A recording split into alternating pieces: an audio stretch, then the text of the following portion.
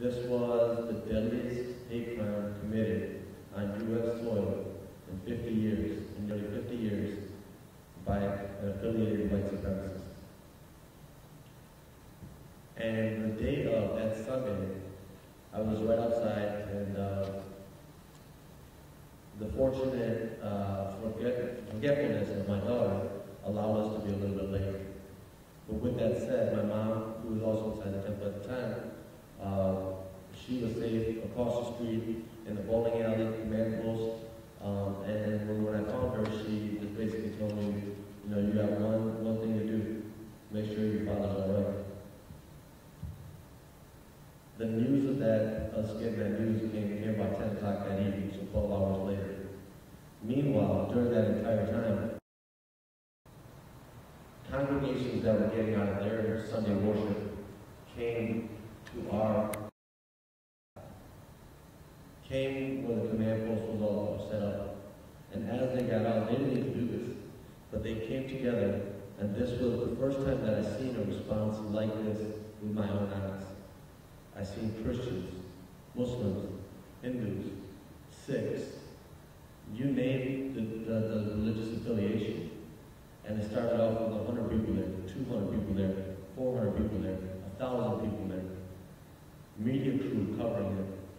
But all these people had one prayer. And they said it in their own different ways. But this incident brought them together.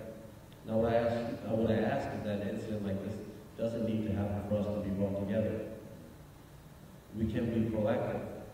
So as much as me and Arnold love hugs, we all love hugs, I would ask for your commitment to action. There's ways to get involved in your community. And when, just like the mayor said, there's ways that small communities can respond that big communities can't because of bureaucracy. You have proactive community members who want to do this before it gets this bad. They see you see the tension around them. You can feel it. And you might not be able to explain it, but you know that it's there. So let's start addressing that. I do want to answer your question. We've been patient for waiting 35 minutes or so. So if there's a question, go ahead and ask. Does anybody have any questions for them? The reason why I thought it was important to bring Arno and Pardeepa here out to this community is that every community and its surroundings has issues. We all know that. And it's people that are here that are saying we need to do more. And it's getting involved. Not necessarily everybody wants to protest, write a letter, make a call. But some of the things that Pardeep and Arno always talk about is kindness. And sometimes it's hard to be kind to others. But my husband, who is a pastor, and he works with me personally, to show that kindness, even as things have happened. So first of all, I want to thank each and every one of you for being out here today, especially in this very, very cold, and it's extremely cold in here too. So thank you guys for coming out. It tells me that you guys want to learn more, and it also tells me that there's work that needs to be done here, and so thank you all for coming out. If anybody has any questions for Arno or Pardeep, please, we'll bring the mic out. On the positive side, it's just really inspiring to see the community and for lack of a better word.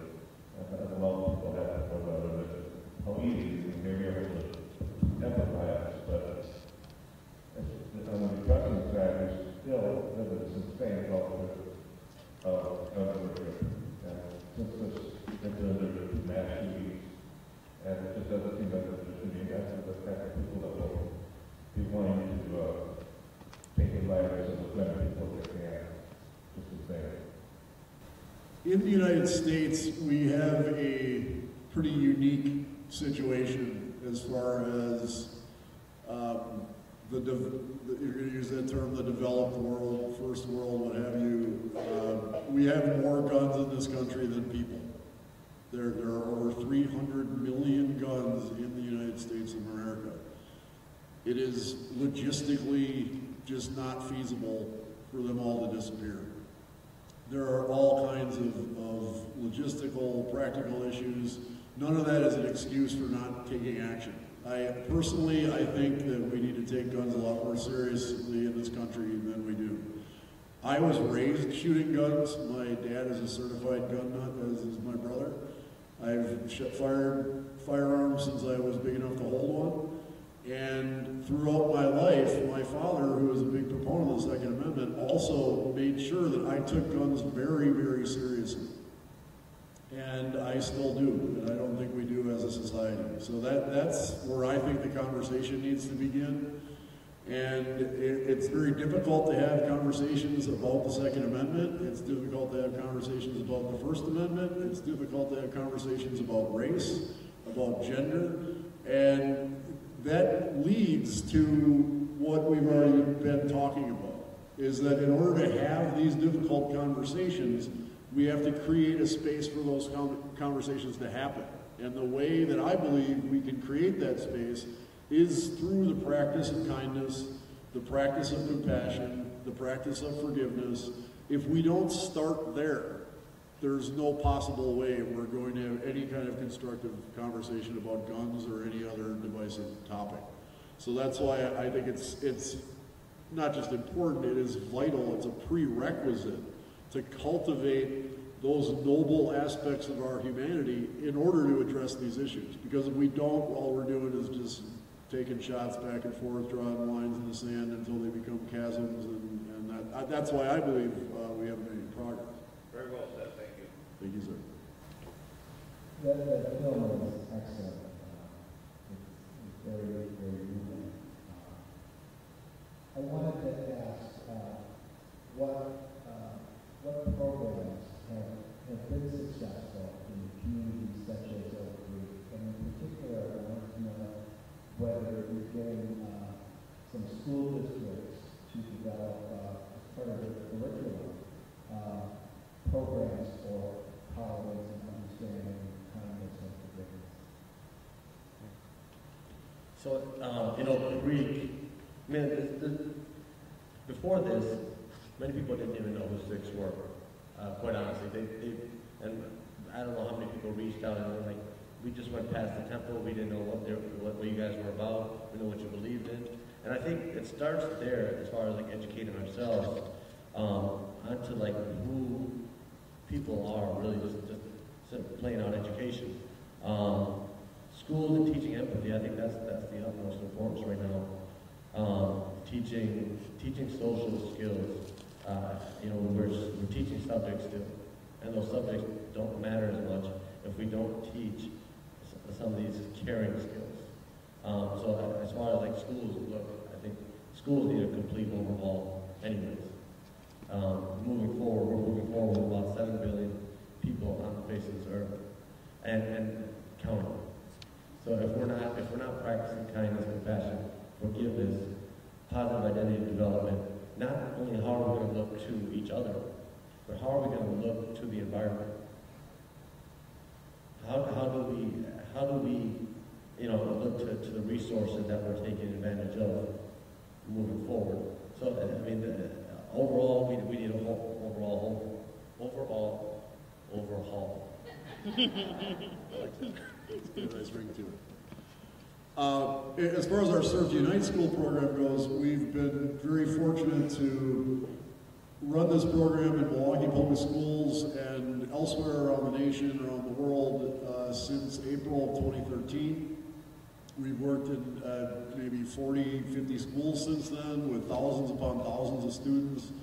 The theme of Serve to Unite, as far as our work within schools goes, and really our work across the board. We've also been organizing the 6K run that you saw a glimpse of in the movie. That's been a huge success every year. And recently, as Party had mentioned earlier, and as Mayor Scafidi mentioned in the film, we've been really trying to understand the value that small communities have to make changes that bigger communities really have a problem doing. So Pardeep and I, in addition to our work in schools, have been working with small towns, local governments, local interfaith organizations, local private sector to help cultivate a strong, happy community where people understand that practicing kindness is not only a good thing for everybody else, it's a good thing for you personally. And going back to schools, that's a big part of our message. And it's not only like what we teach, it's what we learn in schools. Pardeep and I have learned as much from working with young people as they may have learned from us. And one of those most important things I've learned is really just, a lot of times we need to simplify things. I think as a society, as human beings, we have a bad habit of overcomplicating the simple and simplifying the complicated. Like, so as far as like what's the antidote to all these problems in our society goes, I believe that's a situation where we need to think simply, and that simplicity is that human beings, I think everybody in this room can agree, all we want is happiness. All we want is safety. All we want is to experience love in our lives. And if we start with happiness and we look at Kanwar's an amazing neuroscientist who's got his PhD that you saw in the film, and Pardeep is a licensed therapist, a mental health professional. Those two fields have come together to demonstrate recently that happiness is literally composed of kindness, forgiveness, and gratitude. The more of those three things you have in your life, the happier you will be. And those three things don't cost anything. You don't need a penny to be awash with those things every day of your life. So the more of us who can understand that and practice it, the more of us are going to be happy. And the beautiful part of that is those practicing forgiveness, kindness, and gratitude makes other people around you happy. And again, this is the foundation we need to create in order to address very acute issues like gun violence, like racism. So when we work with young people, we cultivate those things via arts-driven service learning. Sikhism is, like many great faiths, its core is about service to other human beings. And the arts are an amazing way for people to reach each other. This movie that you guys just saw was a work of art, I believe, and it reached you all, I believe, also, as it did me.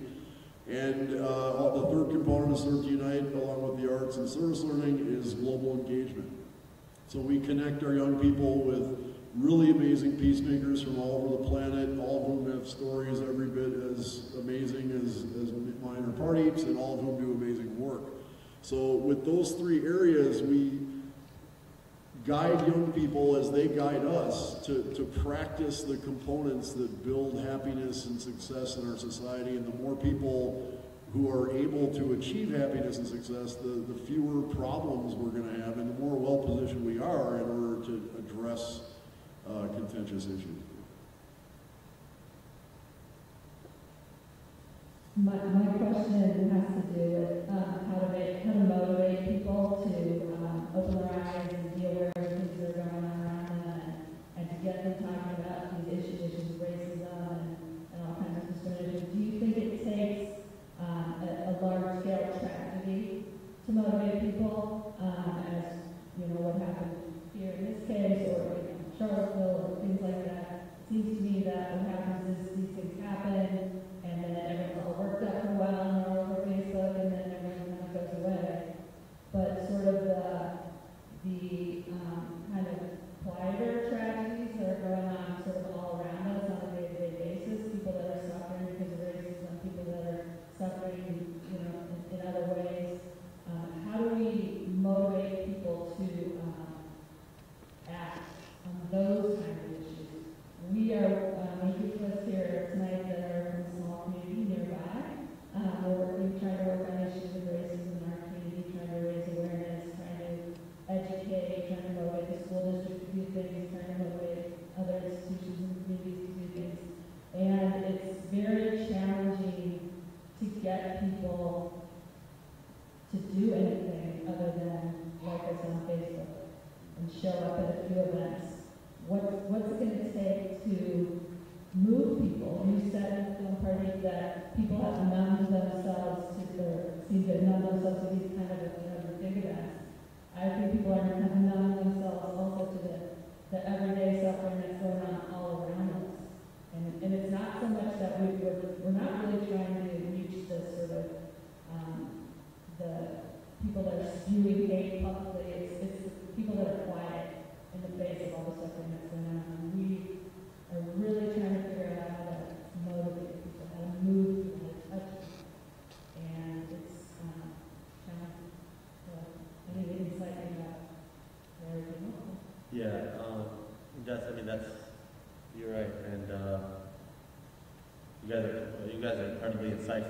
lot of these things already. So how do we get people to be motivated to change?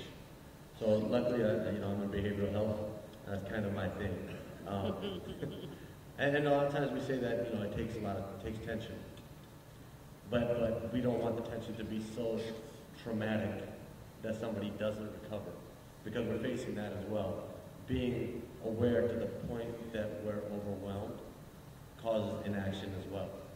Joe talks about the system justification theory, and he talks from the perspective of both liberals and conservatives, each having their own way of looking at things, but as they look at things, they both become inactive from both lenses. And so sometimes we look at the other side, well, they're wrong, and we look at the other side, and they're wrong. And we're defining ourselves, quite honestly, we're defining ourselves by what we're against. And whenever we do that, think about it when we're trying to knock out diseases. If we define ourselves by the antibody that's going to wipe out those diseases, what happens? It becomes a super bug. We define ourselves against the war on terror, well, then we create an ISIS. We define ourselves according to the war on drugs, well, we create an epidemic of opioid use. So what I'm saying is that when we define ourselves by the things that we're fighting against, we're automatically going to make them stronger. So what we're losing right now is, and why we're not motivating people, is because we're losing the war of ideas. Quite honestly, we see this, and for us, what we got to do is just, each one, reach one, teach one. And it's one by one. And that exponential growth is more beneficial than, let's say, if we pack this, we pack in thousands of people who weren't really involved. Right? I think the people that are here are the right people to be here. And this experience is because of all the people that are here. So I do understand. That's even for us. I look at it according to sort of the we call the model of change, trans-theoretical model of change. And at first is obviously resistance, and then getting people to buy in, but they need to see some glimmers of hope. And I think that your community has enough traction that join in on the resolution, join in on something that's going on with the school. Really start to see each other as human beings. And when I say that, I'm saying sometimes we define ourselves by when we define ourselves by what we're against, we're kind of we'll ask our children, what do you want to do when you grow up? And they'll give us a career and say, well, I want to be a neuroscientist. I want to be an astronaut. I want to be a whatever. And then I want to do, and then we find ourselves not happy. That's because we're not defining ourselves by what we are, what we really truly are, and what we truly want to be. And be means that human being part is missing. And being means I want to be happy. I want to be kind. I want to be fulfilled. I want to be nurtured. And really playing starving the fuel. I think Arlo, you do a good job of talking about starving the fuel rather than feeding the fire. Yeah, first of all, I want to thank you and the people you're working with for caring. Step one is caring. If nobody cares, then it's really difficult to get anybody activated. Obviously, all of you care to be here this evening, and again, we're super grateful for that.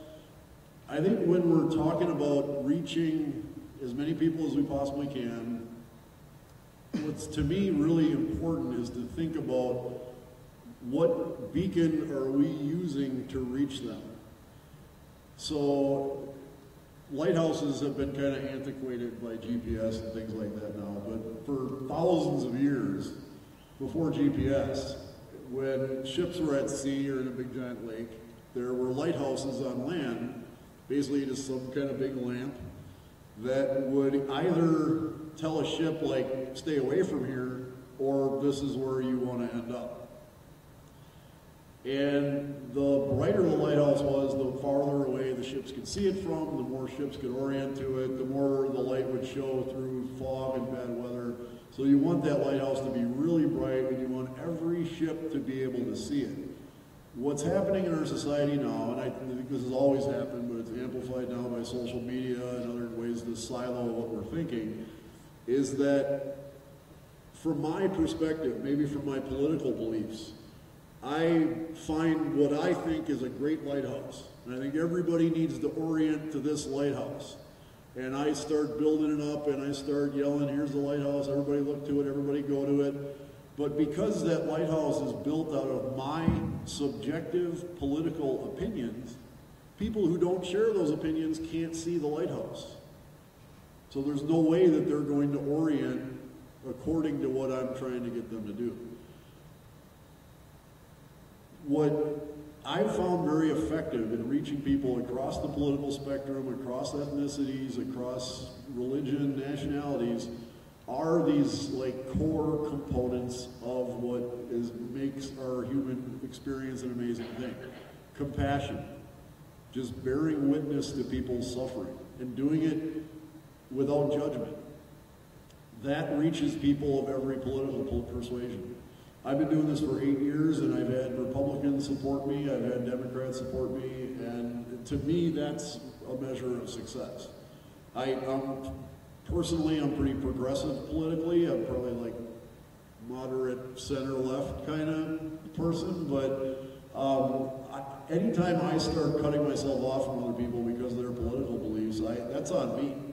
I need to adjust my lighthouse at that point and ask myself who's going to be able to see it if I don't put it somewhere that everyone can see it, and make it shine a light of compassion, of authenticity that reaches people no matter who they are or where they might be from.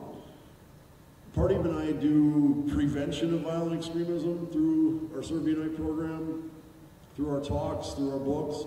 We also do intervention, where we've actually worked with people who are members of hate groups and helped them leave. In 2016, I spent most of the year working with a gentleman, helping him leave the Ku Klux Klan, and the way I reached him was simply not reflecting his aggression. When I first met this guy, he was just radiating hostility and throwing out racial slurs, which really, really made me angry. I used to spout racial slurs myself, but that was 20 years ago, and nowadays when I hear those kind of words, it dehumanizes people that I love, and it makes me very angry. And for a long time, I was someone who put a fist through anything they were angry at. And when this guy's like spouting all these racial slurs toward me, it took all I had not to knock his teeth out and beat him to a bloody mess. That certainly crossed my mind. But taking a breath, I came to understand that doing so, while on Facebook I might have got a lot of applause, it's not going to make him any less hateful or violent. And it's not going to make anybody who thinks like him any more liable to listen to what I have to say. So instead of knocking his teeth out, I kept telling him that I was there because I cared about him. And I wanted to help him make some changes in his life that his wife felt he needed to make for the sake of their family, for the sake of their marriage. And I'm here to help him. Later on, he told me that the inner peace I demonstrated for him was palpable. Like he could feel that. And he was trying to hurt me. He was trying to provoke me with everything he had. And because he couldn't, that's ultimately what, even though he went walking out of that exchange in a huff, later on he said it was at that moment that he's like, I gotta listen to this guy because he has something that I need to learn. So authentic presence, being genuine, genuinely caring about other people and caring about everybody, not just caring about people that you're sympathetic to and shutting your heart to people that you find distasteful. We need to challenge ourselves to truly practice compassion. Compassion is unconditional by nature. So to say unconditional compassion is a redundant statement. If we are sympathetic to people that we like, but we're not sympathetic to people we don't like, that's not compassion, it's passion, and it's actually a root of violence. So modeling being the change you want to see is an amazing thought by Gandhi that is very applicable today. embody that change and be the good neighbor, be the good person, and especially when it's people who don't agree with you. People who you may feel are your biggest enemies can also be your greatest teacher, and when you open yourself to them, that's what has the most capacity to change them and to motivate them to transform into someone who is ready to get behind your cause 100%. Aforementioned guy who got out of the Klan today is very committed to help other people get out of the Klan. And that's because I demonstrated what inner peace looked like for him, and now he understands that in order to do that, he has to set aside his fear, he has to set aside his ignorance, and now he's inspired to be something better. All right. It's a personal question directly to you that I hope maybe is brought to address a larger issue. So my understanding is that 20 years ago, you weren't too unlike the guy that walked into that couple of detection. So the first part of my question is if you could shed some light on what that's like. In other words, what the hell were you thinking? Right. And then what explains your evolution? Why? How did that come about? Yeah, absolutely. I agree with what you said about the way to leave you on. I look around, I don't see a single skinhead Nazi in the audience. And that's, I think, a real shortcoming of these programs. And I'm wondering if this room was filled with skinhead Nazis, like that man and the kid that you were 20 years ago. What would you be saying? And would the things that went on that promoted your evolution, how do you use that thought? You already gave one example. Sure. Excuse me. The first thing I say, and what I did start out with my Klan buddy rather than beating him up, was that I've lived that life. I was in the movement for 7 years. Every talking point he has, oh yeah, but this, yeah, but the Jews this, the blacks this, the gays this, yada, yada, yada. I know that all inside and out. I not only lived and breathed it for 7 years, I preached it. And better than most people today can. So I've lived my life that way. They haven't lived the life that I lead today. The life I lead today is something I am grateful for every single day. And it's because of amazing people like Party. Because I have opened myself up and allowed them into my life to touch my heart. That's the reason why I'm grateful every day for life nowadays, instead of living in terror. And that's what that ideology is. It's a self-imposed hell that basically every waking moment you are terrified of every other human being on earth. You are terrified of anyone who isn't white. You are terrified of white people who aren't violent white racists in your gang, because they're traitors, which actually are higher on the list of unimportant people than black people or Jews or anybody else. And you're also terrified of the guys in your gang, because they're as miserable and suffering as you are, and they're as liable to turn on you as anybody else is. So there's no safe place on earth. And it's entirely self-imposed.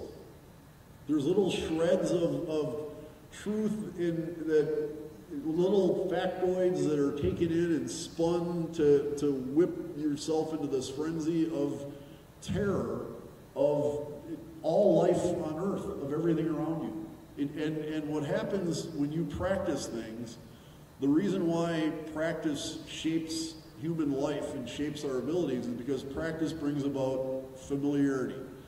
So the reason why Aaron Rodgers can throw a football the way he does when he's healthy is because he's thrown thousands and thousands and thousands of footballs. That's completely second nature to him. If he threw the football once a year, he wouldn't be very good at it. When you practice hate and violence, you become familiar with those things.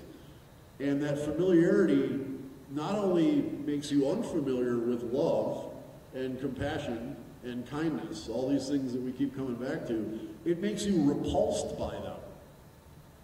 kindness makes you uncomfortable.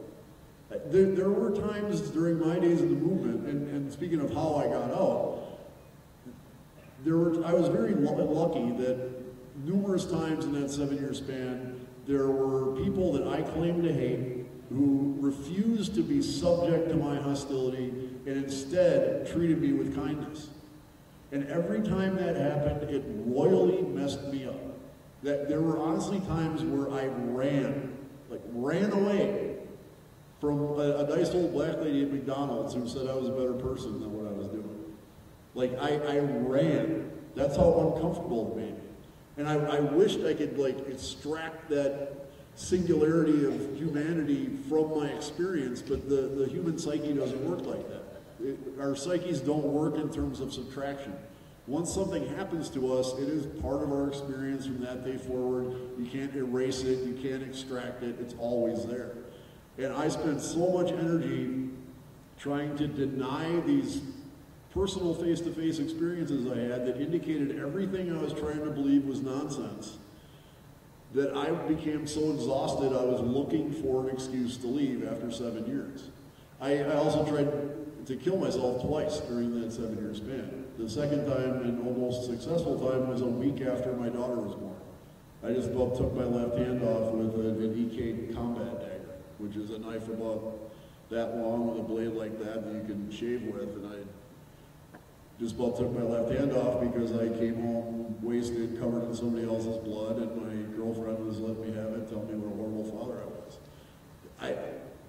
Those suicide attempts weren't just from like things happening on the spot. It was because I was that miserable. And if we're talking about Wade Page, one of the reasons Pardeep initially reached out to me was to say, why? How could somebody do this? What would bring someone to the point where they would commit this kind of violence? I believe that Wade Page was so miserable after practicing hate and violence for over a decade that nothing but homicide followed by suicide seemed to make sense to him. I also believe wholeheartedly that had the right act of kindness occur at the right time, that entire atrocity could have been diverted. Page was in his early 40s. He had a menial minimum wage factory job, no career, in the middle of his life. He had a brief rocky relationship with a girlfriend, and when he proposed to her, she turned him down and dumped him. His family had disowned him. Everything in his life was going wrong. And rather than sit back and take a breath and say, hey, what can I do to make myself a better person, he continued to blame Jews. He continued to blame blacks. He continued to blame gay people, brown people with turbans and beards. It was everybody else's fault but his. And when we dwell on blame like that in any sort of situation, we essentially throw out our ability to really change the situation. And that's what he did. And that's what made him so miserable. So, to reiterate, living in that mindset it's a nightmare. And yeah, there's very slick people out there. Now, Richard Spencer, this little, pretty boy, media darling, he looks very flippant and like, oh, he's just the happiest guy on earth. I don't believe that for a minute. I think that dude is seriously miserable. And every time I go to the east side of Milwaukee, or I'm in New York City, or I'm in Chicago, or I'm in LA, like all these places that I love because they're so diverse. New York does it every time, and I'm there about once a month. I'll walk down the street in New York City and hear 5 different languages within the span of a block and see stores and restaurants of like every ethnicity and see every kind of person and some people I've never seen before in my life. And I'm loving it. Like, I'm like gleeful about it. I'm just like, this place is awesome. I love this place. I'm having the best time ever just being amongst this incredible, beautiful diversity of humanity. People like Wade Page, people like Richard Spencer, like they stopped themselves from experiencing that joy with the nonsense that they've convinced themselves of. And the only person holding them back is them. So that's the point I would make, is like, hey dude, come live my way for a little bit, and after you walk both paths, if you truly want to go back to where you were, be my guest. I've never seen anybody do it. And everybody I've seen left the movement has immediately felt like a huge weight is off their shoulders, and with the proper support, can not only become good, productive citizens, but activists for peace and activists for diversity. Just real quick, the last part of that question, what would we do if there was all these white supremacists in here and they were sitting down? We would do the same thing.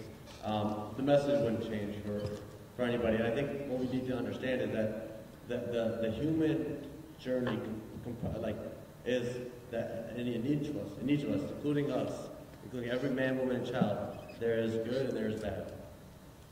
There's parts of racism that exist within all of us. And I mean, some of the stuff that we're talking about, this is a horrible incident that happened with a known-affiliated white supremacist, right? But how many incidents are happening all over America that might not be deemed as like that, that tragic, but are still affecting the psychological makeup of somebody else? That's really feeling like, some of the greatest messages that I got afterwards was like, yeah, we never knew who your people were, but my daughter goes to daycare, and there's some people who look foreign, and we would invite them to, and people are just quite honestly just, you get these messages and they're like a couple paragraphs long, and everybody's free to Facebook us and talk and have conversations. We're not that hard to reach. But some of the most genuine posts would be like, I have a child and I never really thought about inviting the foreign kid to a birthday party that my child was having. From now on, I'm going to make sure that I do that. And if we can go ahead with just those small little things, that's something that we all can do. We can all take a look around and kind of just be a little bit more attuned and aware to what we're doing is affecting the psyche of somebody else, making them feel some type of way or making us feel that same way. So the message wouldn't change. It would be the same. So, something you guys said before we came on piqued my interest, and there's been a lot of talk over the parts, including the movie, about the importance of kindness, compassion, forgiveness. How do you define forgiveness as an act of vengeance? So I was curious about that, and I looked at vengeance, and the definition is punishment inflicted in retaliation for an injury or offense. I looked at compassion, and it defines compassion as sympathetic consciousness of others' distress together with a desire to alleviate that. And I'm just curious, how you reconcile those two definitions. Does that definition of forgiveness not perpetuate the cycle, or do you have a different definition of vengeance? Yeah, I think for me, so the vengeance was what? Just read the one for vengeance again. What was the vengeance definition? Punishment, right? Punishment. Inflicted in retaliation for an injury or offense. Exactly. So punishment, being not the word on that one. Vengeance on this person, on what he tried to cause, becomes punishment for him, because we know what he was motivated by. What was he motivated by? He was motivated by hate. And when a person is hateful, when he was hateful, I'll speak for him in just particular because we kind of know his backstory. He wanted to create a racial holy war. He wanted to incite a racial holy war. He wanted that a community that didn't really have a voice would feel victimized. Our punishment to him said, you know what? And I'm not going to say a bad word, like where am I? But F you, we're not going to feel victimized. In fact, because you tried to close us off, we're going to open ourselves up. And this community that would have been just fine hanging out and really just talking, walking, and praying with each other is now going to go and help and serve other communities. We're not going to go back to our country. We're going to show you what we're worth. And that became for him, and whoever has that line of thinking, that's punishment. I started talking about my brother-in-law who had a child today. the child will grow up, and the child will be loved, nurtured, cared for. That will be vengeance. So I think, you know, you can define it different ways, and it's never to be like too literal. But what I get worried about is that when somebody defines forgiveness as weakness, because they get triggered by the word forgiveness. Now, if that's happening and we define forgiveness as weakness, we're going to have a society that's going to be hell-bent on violence. And that's the part that's scary, is that when too many people are triggered by forgiveness. My work that I work with, I work with men escaping the cycle of violence. Arnold talked a little bit about that. We need to have them engage in their own process of forgiveness, not just for like what they're doing, but what they've done to themselves. Sometimes they're holding on. And I mean, the vengeful part becomes forgiveness, and then the forgiving is for living. That make sense? Forgiving is for living. If you don't forgive, I mean, another difficulty that we're facing right now is we have a lot of people who are wounded healers, wounded helpers. They want to help because they've been hurt themselves. And so they get out in society and they start to help. They haven't done their own work. I realized once I started going down my process is I had to be really genuine with that. If I we said before, like as it happened, right away we had to respond. We didn't have any choice. We just had to, like that video that you guys saw, that was literally just cameras being stuck in your face. This documentary crew did an amazing job, but at the same time I had to really be like, do I forgive this person? Or am I just taking it? If I saw him right here, would I want to hurt him? Would I want to kill him? And then really being honest with myself. So yeah, great question. One of the reasons Party and I get along so well is we both really like to piss people off still. And we piss each other off quite a bit too, so don't feel bad about that. When we, in Serve Unite every year at the end of the school year, we have an all S2U Peace Summit, which some people in the audience have been to. And it's an amazing thing, usually anywhere from 400 to 600 kids. Our first year we did it was in the Turner Hall Ballroom. We had 400 students. Amazing day of like collaborative art projects, and kids from second grade to college were all like comparing notes on their service learning projects they've been working on all year. They're meeting each other. They're like, hey, we're all Serve Unite. We're all wearing our Serve Unite t-shirts. It's like a really cool kind of pep rally for peace.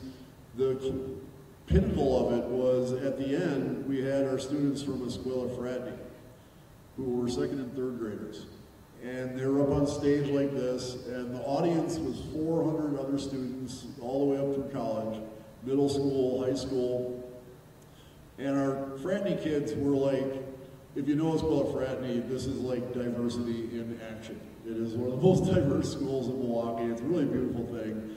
And this group of young kids we had from second and third grade was a Hollywood casting agent could not have handpicked a more diverse group of little kids. We had this beautiful like spectrum of complexions and ethnicities, backgrounds. And the kids got up on stage and they sang a song of peace called Shalom, where the verses in Hebrew and the chorus is in Arabic. And the song is basically about setting our differences aside, living together in peace. And it's pretty easy to sing. We handed out lyrics to everybody and sing it in a round.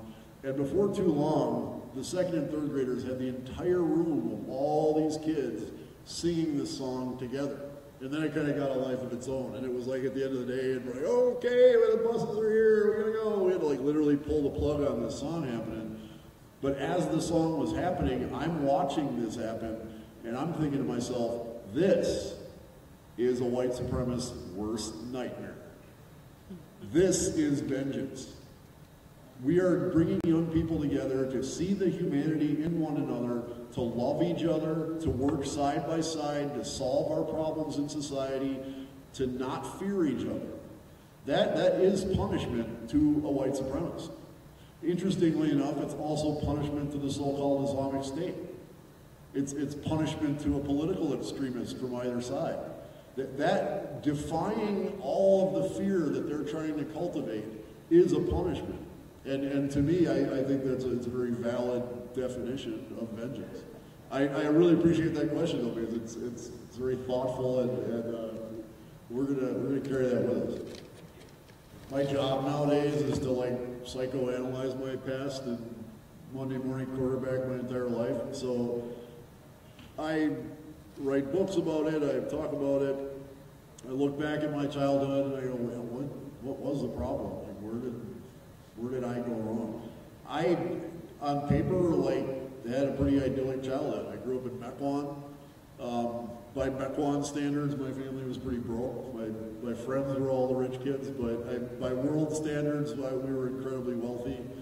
I never went hungry, never took a beating. They had a nice house, nice neighborhood. My parents were together. They both loved me very much. They let me know that all the time. But I grew up in an alcoholic household. And the alcoholism caused my parents to suffer.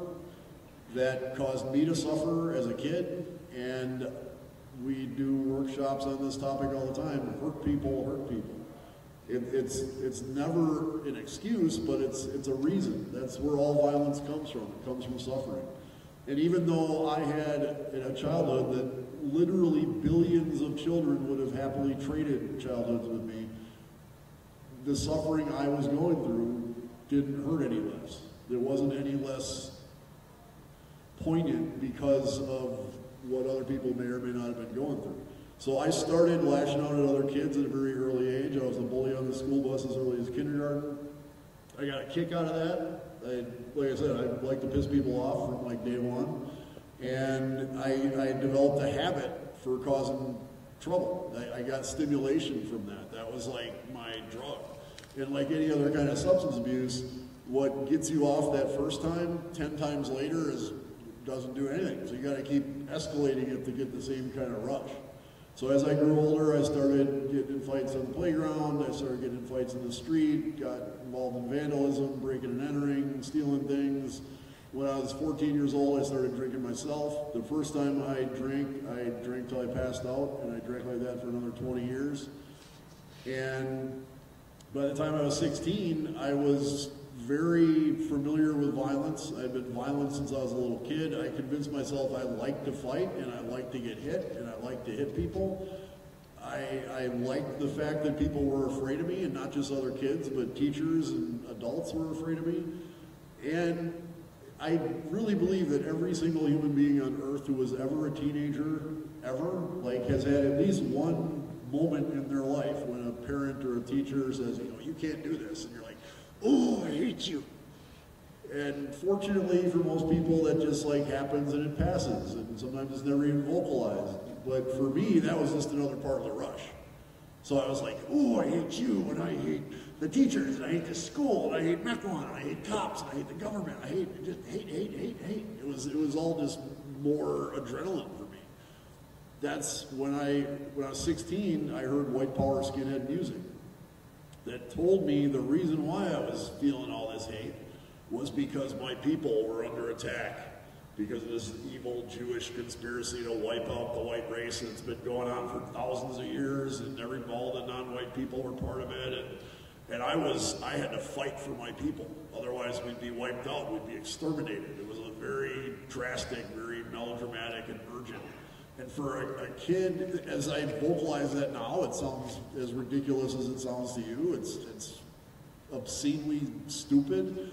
But for a 16-year-old alcoholic, hate and violence junkie, it was literally music to my ears.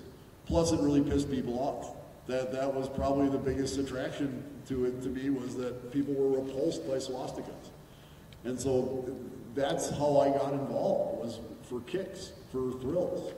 And once you start radiating hate and violence into the world tends to reflect it back to you. oftentimes in multiples. So within 6 months of starting this gang, my best friend went to prison for shooting some kid that came into a drive-by in our house. Within 2 years, another best friend of mine was shot and killed in a street fight. And just like the hell that Wayne Page found himself in, rather than take those bad things happening as wake-up calls, we spun them to suit our narratives. He went to prison because the cops are controlled by the Jews. My friend was murdered because these savages are running in the streets killing white people all the time. We spun those things to suit our narratives, and that drove me further and further into the movement. There's a real weird echo I'm getting from the mic, but I'm going to repeat the question. Tell me if I'm right or wrong. You're asking about the current political climate and how hate is now kind of acceptable and mainstream, and what do we do about it? Is that a good paraphrase? Thank you. My hearing's also shot from screaming in bands and going to rave parties for many years. I would agree with you. In the late 1980s, when I had my white supremacist group going, when we waved guns around and talked about watering the tree of liberty with the blood of tyrants, there was federal grand juries and RICO laws slapped on us and people went to prison. Nowadays, when people do that, they get a guest spot on Fox News. Things have certainly changed, and it is definitely this idea of defying political correctness is very much like the same, ooh, that really pisses people off.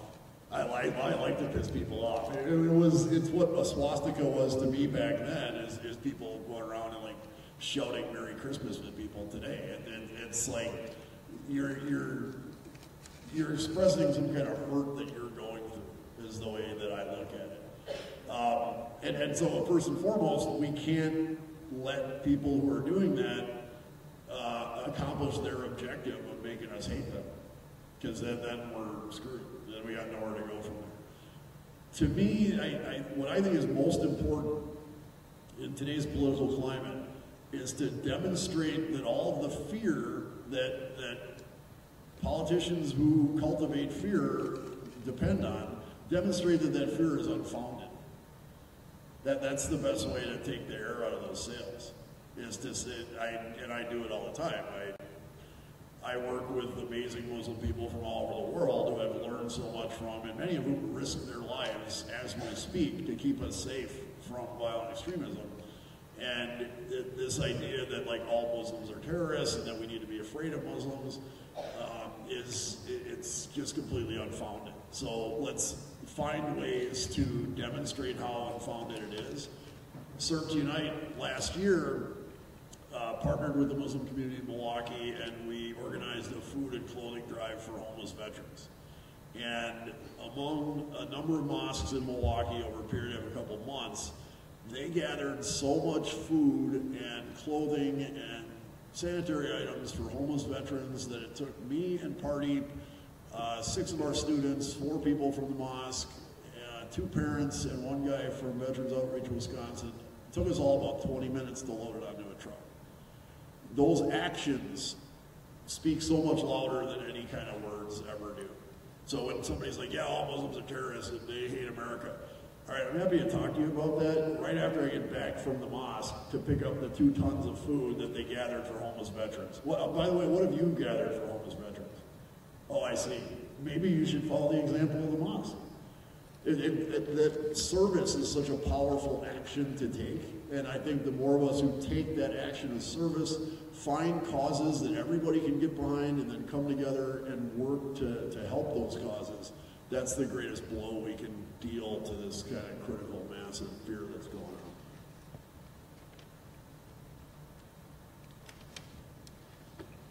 We want to thank all of you for coming out tonight. I know it's very cold. We want to be respectful to your time.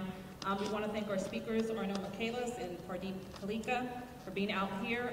They do have a book in the back for sale, those that would like to purchase. They also have a new book coming out that will be, when does it come out? The new book is called The Gift of Our Wounds. Thank you. The new book's called The Gift of Our Wounds. You can find a pre-order page at giftofourwounds.com. The book will be in bookstores April 10th of 2018. It's available for pre-order now. And anybody who's unfortunate enough to be a Facebook friend of ours has been barraged with this left and right. In all frankness, we want to sell 1 billion of those books, because every time that book gets bought, every time that book gets read, Pardeep's father lives on in that book. Kamal and Harpreet's mom lives on in that book. And we believe that this book can help our society heal. And that's why we're very actively promoting it. So I encourage you all to visit giftofourwounds.com, pre-order the book if you're available, share it on social media. That's a huge help to us. The book that we have here today is my first book called My Life After Hate, which I self-published in 2010. And those are on sale for $20, and all the proceeds go to Serve to Unite. So I want to thank everybody for coming out tonight. I'm freezing up here. All of us are. But, you know, you guys braved the weather and came out tonight. You know, each one, and you know, just get it out there. I think for the long-term sort of problem and issue that we're going to face, and I hate to say problem because we don't want to be defined by the problems. We want to be defined by what we fight for. But it is going to be demographic change. No matter what community we go to, it's always the front, like, how do we address demographic shift? How do we address our neighborhood? How do we address some of the tension around it? So with that said, you know, keep gathering, keep developing coalitions to be more preventative. And thank you. God bless.